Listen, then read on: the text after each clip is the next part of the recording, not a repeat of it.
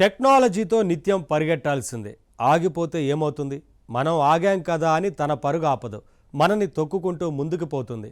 అసలు ఇప్పుడు టెక్నో ప్రపంచం మొత్తం ఎటు పరిగెడుతుందో తెలుసా? ఏఐ వెనక పరిగెడుతోంది. Yes, artificial intelligence. మరి మనమేం చేయాలి? అది మనని డామినేట్ చేయకముందే మనం దాన్ని కంట్రోల్లోకి తెచ్చుకోవాలి. మరి ఇప్పుడు తెలుగు రాష్ట్రాల్లో ఇలాంటి ప్రయత్నాలే జరుగుతున్నాయి. తాజాగా హైదరాబాద్లో ఒక ఏఐ జాతర జరిగింది. కొత్త తరం అవసరాలని దృష్టిలో పెట్టుకొని కొత్త కాన్సెప్టులతో ఏఐ స్టార్టప్స్ బయలుదేరాయి. వాటన్నిటినీ ఒక చోట చేర్చిన ఓ టెక్నో సంత లాంటిది ఈ ప్రోగ్రాం. నిన్న మొన్నటిదాకా ఏఐని వింతగా చూసిన జనానికి దాన్ని చేరువ చేయడమే ఈ టెక్నో సంత టార్గెట్. మరి దీని మీద ఓ లుక్కేద్దామా?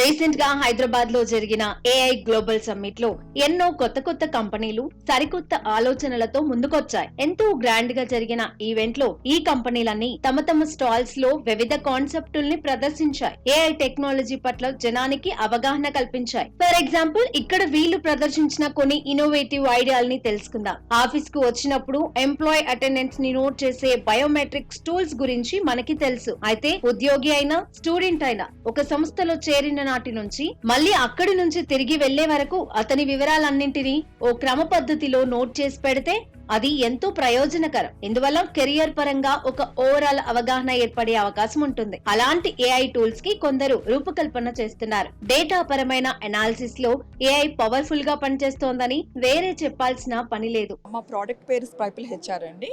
Actually starting from on board నుంచి ఎగ్జిట్ వరకు ఇది మొత్తం ప్రాసెస్ అంతా, ఒక ఎంప్లాయ్ అవ్వచ్చు, ఒక స్టూడెంట్ అవ్వచ్చు, మొత్తం ఇది అప్లికేషన్ చూసుకుంటుందండి. సో ఇది మన ఒక వెబ్ అప్లికేషన్. ఇది కాకుండా మనకి ఇంకొక మొబైల్ అప్లికేషన్ ఉంది, దాని పేరు స్ప్రైపుల్ లైట్. ఇట్లా నేమ్ సజెస్ట్ చేస్తున్నట్టు స్ప్రైపుల్ లైట్ అంటే it's lighted application for capturing the attendance through face recognition. ఇప్పుడు ఫేస్ రికగ్నిషన్ యాప్ అంటే అది చాలా తొందరగా ఫేస్ని రికగ్నైజ్ చేసేసి అటెండెన్స్ క్యాప్చర్ చేయాలి.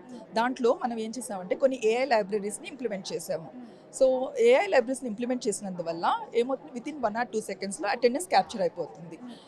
ఇంకొకటి ఏంటంటే, ఇంకొక ఫీచర్ వచ్చి ఫేస్ లైవ్నెస్. దీన్ని యాంటీ స్పూఫింగ్ అంటారు.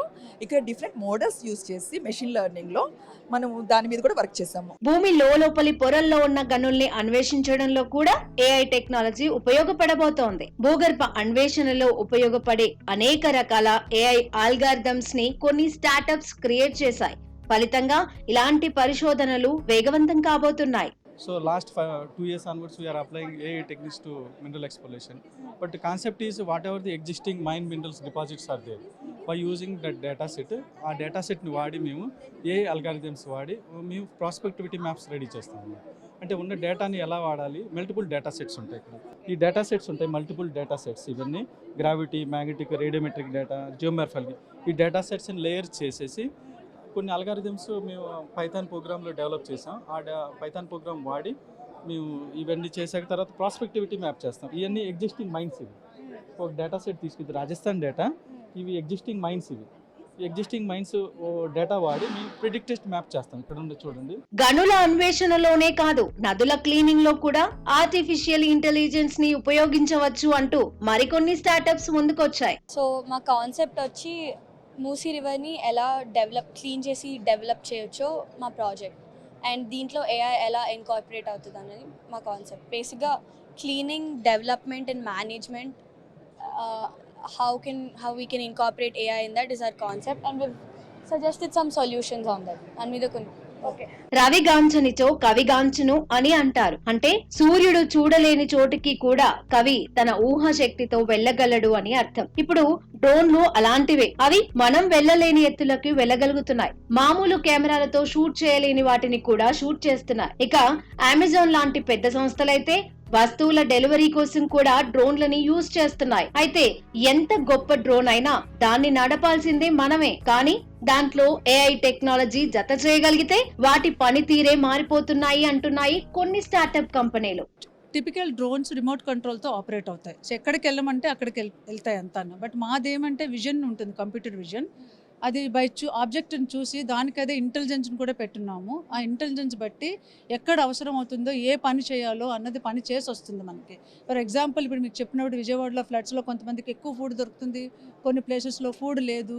ఈ మా డ్రోన్ అటు వెళ్ళినట్టు ఉంటే కనుక అది అక్కడ డ్రాప్ చేసేటప్పుడు అదే సిచ్యుయేషన్లో outside even though instructions లేకపోయినా ఆటోమేటిక్గా దానికి ఇంటెలిజెన్స్ ఉంది కాబట్టి ఓకే అవతల వైపు పీపుల్ కూడా అదే సిచ్యుయేషన్లో ఉన్నారని అది అక్కడికి వెళ్ళి డ్రాప్ చేసి తీసుకొస్తుంది.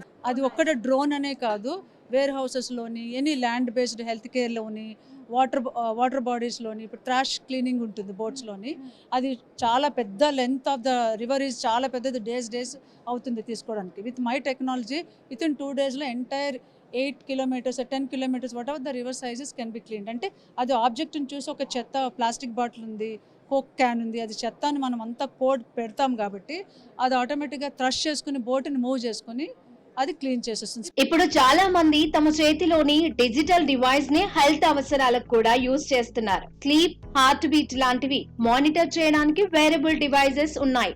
అసలు చేతిలోని మొబైల్ లోనే ఇప్పుడు ఆల్ ఇన్ వన్ టూల్ గా మార్చుకోవచ్చు. ఈ టెక్నాలజీ మీ చేతిలో ఉంటే మీ కంటి పరీక్షలు కూడా మీరే చేసుకోవచ్చు అంటున్నారు వీళ్ళు. సో ఇప్పుడు మనం ఎక్కడన్నా హాస్పిటల్కి వెళ్ళినప్పుడు ఫస్ట్ మనని కొన్ని క్వశ్చన్స్ అడుగుతారు కదా, మీ కంటి చూపు ఎలా ఉంది, మీకు లైట్ చూస్తే ఏమన్నా ప్రాబ్లం ఉందా, అలాగా ఇలా మేము కొన్ని క్వశ్చన్స్ అడుగుతాము. అలా క్వశ్చన్స్కి మనం ఆన్సర్ చేయాలి. అలా ఎస్ ఆర్ నో. ఇది తెలుగులో కూడా పాసిబుల్ అండి. 11 లాంగ్వేజెస్ సపోర్ట్ చేస్తాం మేము. సో ఇలాగ నేను క్వశ్చన్స్కి ఆన్సర్ చేస్తాను అనమాట. సో ఇలాగ ఆన్సర్ చేసిన దాన్ని బట్టి ఫస్ట్ అసెస్మెంట్ జరుగుతుంది. అంటే మనకి ఏమన్నా సిమ్టమ్స్ ఉన్నాయా లేదా అన్నది ఐడెంటిఫై చేస్తాం. సో ఇప్పుడు మనము ఐడెంటిఫై చేశాక మనం ఏ ఐ క్లినిక్ వెళ్ళినా మీరు చూస్తే దూరంలో పెట్టి లెటర్స్ని చదవమని చెప్తారు కదా, అది నియర్ డిస్టెన్స్ ఇంకా ఫార్ డిస్టెన్స్ మనం యాప్లోనే చేయొచ్చు అనమాట. ఏఐ వచ్చాక లెర్నింగ్ ఈజీ అయిపోయింది. పెద్దగా కష్టపడకుండానే విషయాలు తెలుసుకుంటున్నాం. ఈ క్రమంలోనే టీచర్ల లాంటి రోబోట్లు తయారు కాబోతున్నాయి. కోర్సు మొత్తం మనం ఫీడ్ ఇస్తే చాలు, టీచర్లుగా మారి అవే టీచ్ చేస్తాయి. Artificial intelligence and machine learning robotics తోటి ఈ రోబోట్స్ డెవలప్ చేశామండి. And not only service purpose, like రెస్టారెంట్స్లో సర్వీస్ చేయటమే కాకుండా స్కూల్స్లో టీచింగ్ చేయటం. ఇక నార్మల్ టీచర్ ఎలా టీచింగ్ చేస్తారో అలాగే రోబోట్ టీచ్ చేస్తుంది అండ్ ఆల్సో అసెస్మెంట్ చేస్తుంది and it will deliver the report also at the end of every session. Car నడిపే వాళ్ళకి మాన్యువల్ స్టీరింగ్ కి పవర్ స్టీరింగ్ కి ఉన్న తేడా ఏంటో తెలుస్తోంది. వాహనం ఎంత ఉన్నా ఎక్కువ శ్రమ పడకుండా నడపగలగాలి. ఇదిగో వీళ్ళు చూడండి, చేతిలోని మొబైల్ ని యూజ్ చేసి వెహికల్ ను నడిపేయొచ్చు అంటున్నారు. ఇలాంటి నేవిగేషన్స్ వ్యవసాయ రంగంలో ఎంతో ఉపయోగకరంగా ఉంటుంది. మరి రోబో టెక్నాలజీని ఇంకా రకరకాలుగా కూడా వ్యవసాయ రంగంలో ఉపయోగించవచ్చు అంటూ మరికొన్ని స్టార్టప్స్ ముందుకొచ్చాయి. మన ఇండియన్ ఫీల్డ్స్ అన్ని కూడా స్మాల్ అండ్ మార్జినల్ అండి. అంటే less than 5 acres of land ఉంటుంది. ఎగ్జిస్టింగ్ ఎక్విప్మెంట్ లైక్ ట్రాక్టర్స్ కానీ హ్యాండిల్ ఇంటర్ కల్టివేటర్స్ కానీ మీకు ఏదర్ అవి సూట్ అవ్వవు ఆర్ చాలా డిఫికల్ట్ ఆపరేట్ అండి. మీరు ఒకవేళ హ్యాండిల్ పెట్టుకున్నారంటే దాన్ని ఆపరేట్ చేసినప్పుడు వచ్చే వైబ్రేషన్స్కి చాలంత ఫెటీగా అవుతుంది అనమాట. సో మన ఇంతకుముందు ట్రెడిషనల్గా మ్యాన్ పవర్ పైన ఫార్మర్స్ డిపెండ్ అయ్యేవాళ్ళు వాళ్ళ ఫీల్డ్ జాబ్స్ చేయించుకోవడానికి. ఈ మధ్యకాలంలో ఏంటంటే రోజు మొత్తం వర్క్ చేసి ఎండలో 200 రూపీస్ 300 రూపీస్ పే తీసుకోవడానికి పీపుల్ అనే వాళ్ళకి విల్లింగ్ లేదు. సో అక్కడ ఒక హ్యూజ్ వాక్యూమ్ అనేది ఫామ్ అయింది ఫార్మర్స్కి. ఒకటి ఎక్విప్మెంట్ లేదు అండ్ ఇంతకుముందు ట్రెడిషనల్గా వచ్చే మనిషి కూడా రావడం మానేస్తున్నారు. సో మన ఫీల్డ్ సైజ్కి సూట్ అయ్యే విధంగా రైతులకి వాళ్ళ యాక్టివిటీ కంఫర్టబుల్గా చేసుకోవడానికి మేము ఈ ప్రోడక్ట్ అనేది బిల్డ్ చేసాం మేడం. మొత్తం మీద రీసెంట్ ఏఐ సమ్మిట్ సరికొత్త ఏఐ ఆలోచనలకు వేదికగా మారింది. ఆర్టిఫిషియల్ ఇంటెలిజెన్స్ తో ఆధునిక జీవనాన్ని ఎలా మార్చివేయబోతోందో చెబుతూ కొన్ని ప్రత్యక్ష ఉదాహరణలను చూపించింది. విత్తనాలు నాటడానికి కానీ స్ప్రే ద పెస్టిసైడ్స్ డ్రోన్స్ విధంగా కానీ ఈ విధంగా ఇన్ వేరియస్ వెరైటీస్ మనకి రోబోట్స్ అనేవి ఉపయోగపడుతుంది.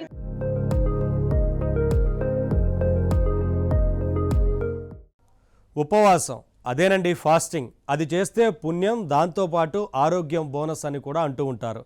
అయితే పుణ్యానికి సంబంధం లేకుండా మంచి ఆరోగ్యం, ఆరోగ్యంతో పాటు ఆనందం, ఈ రెండు ఇస్తూ లైఫ్ని రిఫ్రెష్ చేసే ఉపవాసం ఒకటి ఉంది. అరే ఫాస్ట్గా ఉండాల్సిన టెక్నో ఎపిసోడ్లో ఈ ఫాస్టింగ్లో గోలేంటి అనకండి.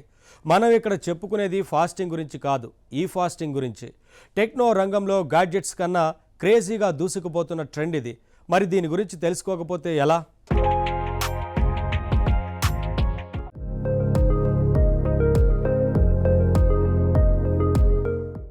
మీరే గమనించండి, ఒక్కోసారి ఎవరు మనకి ఫోన్ చేయకపోయినా ఫోన్ ఏదో వైబ్రేట్ అయినట్టు అనిపిస్తుంది.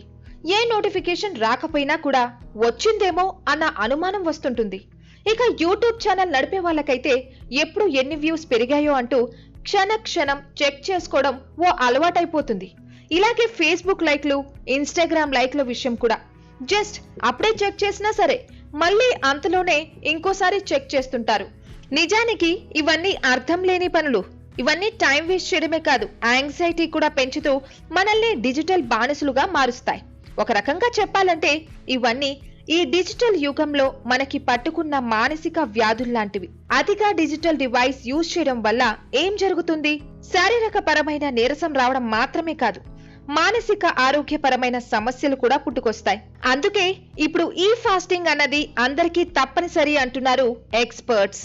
ఓ సెలవు రోజు ఎక్కువసేపు టీవీ చూశారనుకోండి, కాసేపు బాగానే వినోదం లభించినట్టు అనిపిస్తుంది. కానీ ఫైనల్ గా ఏమవుతుందో గమనించండి. చాలా నీరసంగా అనిపిస్తుంది, చిరాగ్గా ఉంటుంది. కానీ మనం దీన్ని అంతగా గమనించాం, భలే ఎంజాయ్ చేసేసాం అనుకుంటాం. ఇక స్మార్ట్ ఫోన్, అది ఎంత ఎక్కువసేపు యూజ్ చేస్తే అంత అలసట క్రియేట్ చేస్తుంది. అది కూడా మనం గుర్తించాం. మన పనులన్నీ భలే ఫాస్ట్ గా అయిపోతున్నాయి, మనం ఆధునిక జీవితం గడిపేస్తున్నాం అని సంబరపడిపోతాం. నిజం, ఈ డిజిటల్ యుగంలో అవసరాలు, వినోదాలు వీటి మధ్యే మనమంతా కొట్టుకుపోతున్నాం. కానీ ఈ డివైసెస్ వెనుక ఉన్న నెగటివ్ కోణాన్ని గుర్తించడం లేదు. నిజానికి ఈ డివైసెస్ ని పక్కన పెడితేనే మన లైఫ్ మన కంట్రోల్లో ఉంటుంది. అయితే డిజిటల్ డివైసెస్ ని పూర్తిగా వాడకుండా ఉండాలంటే ఈ కాలంలో కష్టమే. అందుకే కనీసం ఓ ప్లాన్ ప్రకారం కొంత సమయం పాటు వీటిని పక్కన పెట్టాలి. కష్టం అనిపించినా సరే ఓ క్రమ పద్ధతి ప్రకారం వాటికి రెస్ట్ ఇవ్వాలి. అప్పుడే మన శరీరానికి కూడా రెస్ట్ లభిస్తుంది. రెస్ట్ లభించడమే కాదు, అంతకు మించిన లాభం ఏంటంటే మన లైఫ్ కూడా బూస్ట్ అవుతుంది. అందుకే ఇప్పుడు డిజిటల్ ఉపవాసం అనేది చాలా ముఖ్యమంటున్నారు అనుభవజ్ఞులు. ఒక కొత్త తరం ఫాస్టింగ్ కి తెర తీశారు. దీనినే ఈ ఫాస్టింగ్, ఎలక్ట్రానిక్ ఫాస్టింగ్ అంటున్నారు.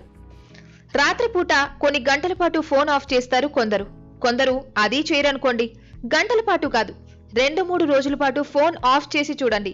ఫోనే కాదు, టీవీ, ఇయర్ బడ్స్, కంప్యూటర్ ఇలా దేనిని యూజ్ చేయకుండా 1-2 రోజులు ఉండండి. ఇదే ఈ ఫాస్టింగ్. కొన్ని రోజుల పాటు ఈ ఫాస్టింగ్ చేస్తే కొంపలేమి మునిగిపోవు. నిజానికి మేలే కలుగుతుంది. చెప్పాలంటే లైఫ్ మారిపోతుంది, కొత్త ఉత్సాహం వస్తుంది. కానీ మనం నమ్మలేం, అలా చెయ్యం. ప్రయత్నపూర్వకంగా ఈ ఫాస్టింగ్ చేస్తేనే దానివల్ల లాభం ఏంటో ప్రాక్టికల్ గా అర్థమవుతుంది. అసలు డిజిటల్ డివైసెస్ యూజ్ చేయకుండా ఉండడమే కాదు, సోషల్ మీడియాని పక్కన పెట్టడం కూడా ఈ ఫాస్టింగ్ లో భాగమే. అసలు ఉపవాసం అన్నది మన సాంప్రదాయంలో ఒక భాగమే. ప్రతినిత్యం రకరకాల ఆహార పదార్థాలు తింటూ జీర్ణాశయానికి పని చెబుతాడు మనిషి. అలా రోజు దాన్ని ఇబ్బంది పెడతాం కాబట్టి వారానికి ఒకసారి కడుపుని ఖాళీగా ఉంచితే ఏమవుతుంది?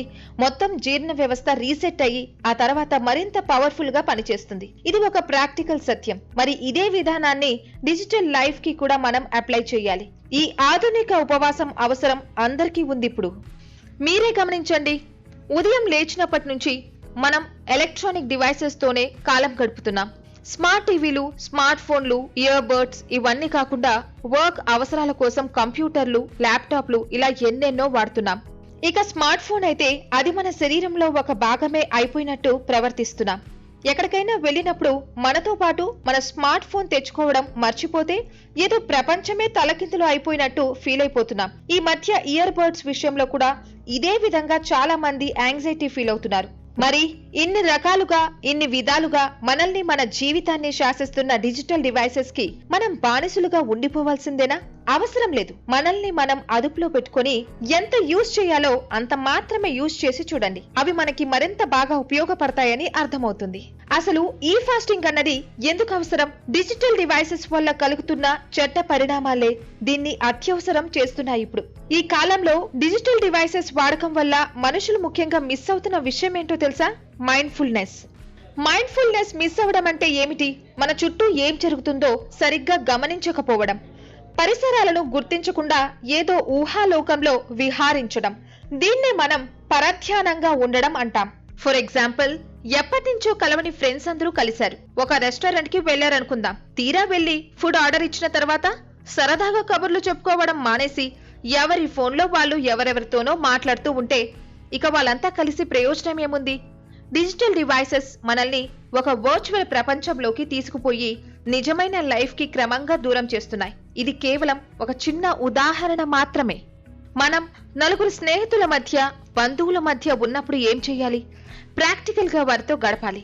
రియాలిటీకి వర్చువాలిటీకి ఉన్న తేడా తెలుసుకోవాలి. వాళ్ళు పక్కనే ఉన్నప్పటికీ పట్టించుకోకుండా స్మార్ట్ ఫోన్ లో ఎవరితోనో మాట్లాడుతూనో, సోషల్ మీడియాలో పోస్టులు చెక్ చేసుకుంటూనో, లేదా ల్యాప్టాప్ లో ఏదో పని చేసుకుంటూనో ఉంటే మనం వాళ్ళ మధ్య ఉన్నా లేనట్టే. డిజిటల్ డివైసెస్ మనకి చేస్తున్న కీడు ఇదే. మన చుట్టూ ఉన్న ప్రపంచాన్ని మనం గుర్తించకుండా చేస్తున్నాయి. ఇంతకంటే ఘోరం ఏంటంటే అవి మన జీవితాన్నే మనకి కాకుండా చేస్తున్నాయి.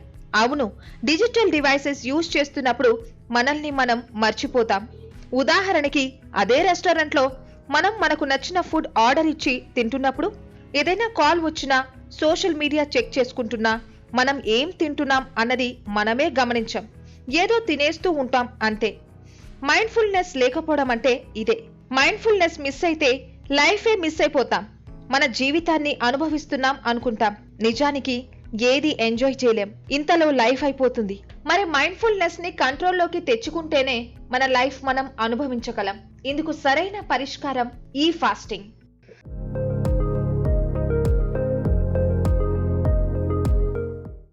శరీర ఆరోగ్యం కోసం, మానసిక ఆరోగ్యం కోసం, లైఫ్ మళ్ళీ మన కంట్రోల్లోకి రావడం కోసం ఈ ఫాస్టింగ్ మంచిది.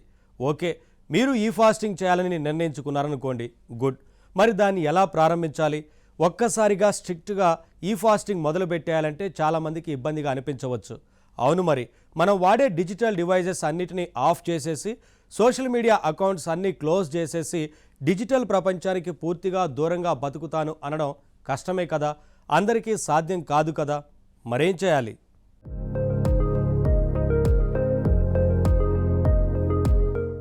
శరీర ఆరోగ్యం కోసం, మానసిక ఆరోగ్యం కోసం, లైఫ్ మళ్ళీ మన కంట్రోల్లోకి రావడం కోసం ఈ ఫాస్టింగ్ చేయాలని మీరు నిర్ణయించుకున్నారనుకోండి, మరి దాన్ని ఎలా ప్రారంభించాలి? ఈ ఫాస్టింగ్ అన్నది ఒక్కసారిగా స్ట్రిక్ట్ గా చేయాలంటే చాలా మందికి ఇబ్బంది అనిపించవచ్చు. మనం వాడే డిజిటల్ డివైసెస్ అన్నిటినీ ఆఫ్ చేసేసి, సోషల్ మీడియా అకౌంట్స్ అన్ని క్లోజ్ చేసేసి, డిజిటల్ ప్రపంచానికి పూర్తిగా దూరంగా బతుకుతాను అని అనడం ఇప్పుడు అందరికీ సాధ్యం కాదు. కమ్యూనికేషన్ కి ప్రాధాన్యం పెరిగిన ఈ కాలంలో అది కరెక్ట్ రికమెండేషన్ కూడా కాదు. మనం అలా ఫోన్తో సహా అన్ని హఠాత్తుగా ఆఫ్ చేసేస్తే ముఖ్యమైన అవసరం కోసం మనల్ని కాంటాక్ట్ చేసే వాళ్ళు కూడా ఇబ్బంది పడే అవకాశం ఉంది. అందువల్ల ఈ ఫాస్టింగ్ అనేదాన్ని ఒక్కసారిగా కాకుండా స్టెప్ బై స్టెప్ ప్రారంభించాలి. నేను ఒక నెల రోజుల పాటు ఫేస్బుక్ వాడను, 2 వారాలు ఇన్స్టాగ్రామ్ ఓపెన్ చేయను, ఇలాంటి నిర్ణయాలు తీసుకోవాలి. అయితే తీసుకున్న నిర్ణయానికి గట్టిగా కట్టుబడి ఉండాలి, లేదంటే ప్రయోజనం ఏమీ ఉండదు. ఈ ఫాస్టింగ్ మొదలుపెట్టినప్పుడు సాధారణంగా ఎదురయ్యే సమస్య ఫోమో. ఫోమో అంటే ఫియర్ ఆఫ్ మిస్సింగ్ అవుట్, అంటే ఏదో కోల్పోతున్నాము అన్న భయం.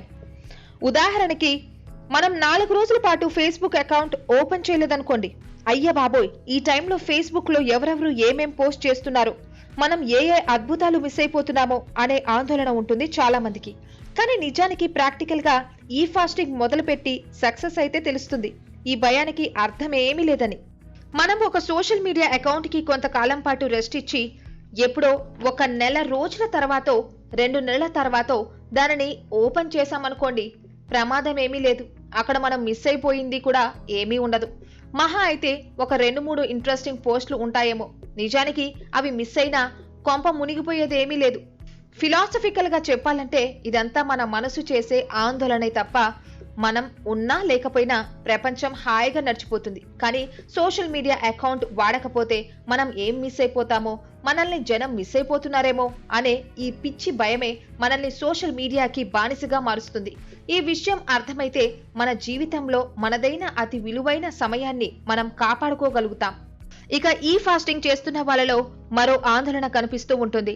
స్మార్ట్ ఫోన్, సోషల్ మీడియా లాంటివి వాడకపోతే మనం సామాజికంగా ఒంటరిగా అయిపోతామేమో అన్నదే ఆ భయం. కాసేపు ఫోన్ ఆఫ్ చేస్తే చాలు కొంతమంది బెంగపడిపోతారు. ప్రపంచమంతా సోషల్ మీడియాతో పరుగులు తీస్తుంటే నేను మాత్రం నా గదిలో ఒంటరిగా ఉన్నాను, అక్కడ బయట ఏం జరుగుతుందో నేను తెలుసుకోలేకపోతున్నాను అంటూ ఒక రకమైన ఆందోళన ఫీల్ అవుతారు. నిజానికి ప్రాక్టికల్ గా మనం డిజిటల్ డివైసెస్ కి దూరంగా ఉంటే అసలైన సత్యం మనకి అర్థమవుతుంది. ఈ రకం ఆందోళనకి ఏ మాత్రం అర్థం లేదని ప్రాక్టికల్ గా తెలుస్తుంది. ఇది ఏమైనా డిజిటల్ డివైసెస్ కి సోషల్ మీడియాకి తాత్కాలికంగా దూరం కావడం వల్ల లైఫ్ మిస్ అయిపోతున్నామేమో అన్న ఈ రకం భయం మొదట్లో ఉండొచ్చు. కానీ రాను రాను దాని లాభం ఏమిటి అన్నది మనకి అర్థమవుతుంది. డిజిటల్ డివైసెస్ కి మనం ఎంత బానిసలైపోతున్నామో అర్థమవుతూ ఉంటే మన లైఫ్ నెమ్మదిగా మన కంట్రోల్లోకి వస్తుంది. ఈ ఫాస్టింగ్ చేయడం వల్ల శారీరక మానసిక ఆరోగ్యాలు చాలా మెరుగుపడతాయి. మన జీవితం మన అదుపులోకి వస్తుంది. పాతకాలం నాటి ప్రశాంతత మళ్ళీ మన జీవితంలోకి తొంగి చూస్తుంది. ఈ విషయాన్ని అర్థం చేసుకొని ఈ ఫాస్టింగ్ చేయాలని నిర్ణయించుకున్నారా? అయితే మీరు ముఖ్యంగా తెలుసుకోవాల్సిన విషయం ఒకటి ఉంది. ఈ ఫాస్టింగ్ అన్నది అదేదో గొప్ప త్యాగం కాదు. మీకోసం మీరు పాటిస్తున్న ఒక జాగ్రత్త మాత్రమే. మీ మైండ్ సెట్ ఈ విధంగానే ఉండాలి. మీరు ఈ ఫాస్టింగ్ చేస్తున్న టైంని హుషారుగా గడపాలి గాని బాధగా వెళ్ళబుచ్చకూడదు.